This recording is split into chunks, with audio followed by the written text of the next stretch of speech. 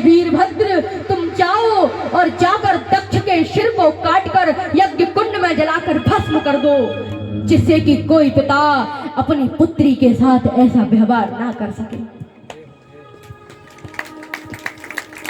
तब वीरभद्र ने यज्ञशाला में आकर जो सती को देखकर हंसा, उसके दांत तोड़ दिए। भृगु ने अपनी दाढ़ी हिलाई तो भृगु की दाढ़ी को उखाड़ लिया और दक्ष के सिर को मरोड़कर यज्ञ कुंड में जलाकर भस्म कर दिया। तब तो सभी देवता कैलाश पर्वत पर आकर भगवान भोलेनाथ की स्तुति करने लगे। क्या स्तुति कर रही है? कैलाशी काशी के वाशी अविनाशी मेरी सुध लीजो, सेवक जान सदा चरणन में अपनो जान अभय दीजो। प्रभु जी तुम तो बड़े सयाने, अब खुर मेरे सब ढकियो, सब अपराध क्षमा कर भोले, भक्तन की विनती सुनियो। सब अपराध क्षमा कर भोले, दासन की विनती सुनियो। सब अपराध क्षमा कर शंभु, भक्तन की विनती सुनियो।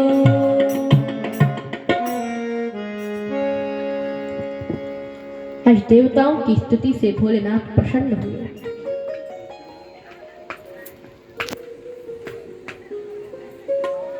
और दक्ष के धड़ पे बकरे का सिर लगाकर यज्ञ को पूर्ण किया।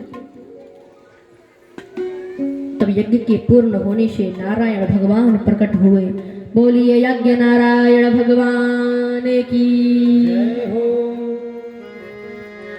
आज भगवान नारायण कहते हैं कि मुझ में, ब्रह्मा में और शंकर में कोई भेद नहीं है। जो शंकर का अपमान करके मुझे प्रसन्न करना चाहे तो उसका वही हाल होता है जो हाल इस दक्ष का हुआ है।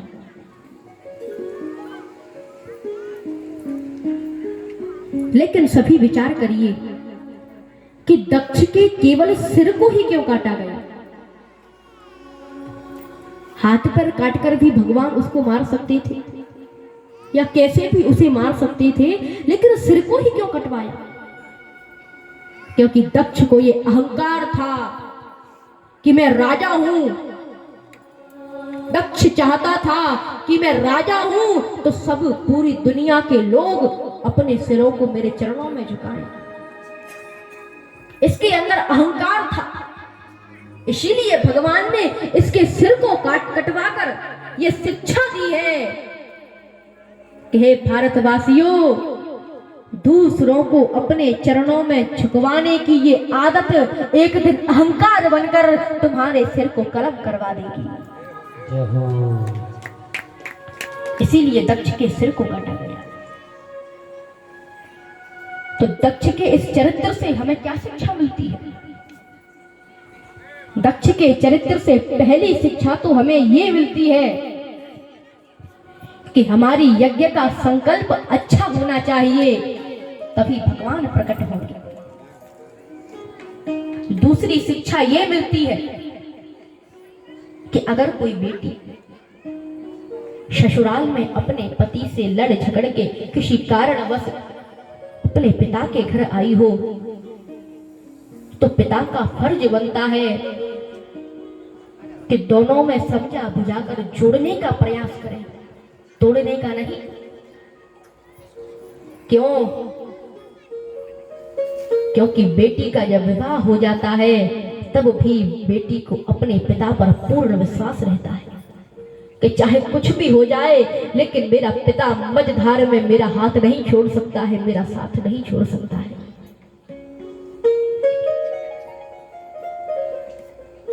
एक बेटी थी,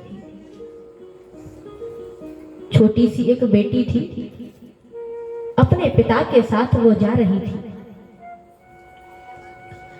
तो अचानक से देखा कि एक पुल पर तेजी से पानी बह रहा है। तब पिता ने कहा कि हे बेटी, तुम घबराओ मत, मेरा हाथ पकड़ लो। तब बेटी बोली, नहीं नहीं पिताजी, आप मेरा हाथ पकड़ लीजिए। हंसते हुए पिता ने पूछा, अरे बेटी, तुम ये जिद क्यों कर रही हो? तुम मेरा हाथ क्यों नहीं पकड़ रही हो? तब बेटी बोली, हे पिताजी, अगर मैं आपका हाथ पकड़ लूं और शायद कुछ हो जाए तो मुझसे आपका हाथ छूट सकता है, परंतु हे पिताजी, यदि आप मेरा हाथ पकड़ लोगे तो मुझे पूर्ण विश्वास रहेगा कि चाहे कुछ भी हो जाए, लेकिन मेरा पिता मझधार में भी मेरा हाथ नहीं छोड़ सकता है।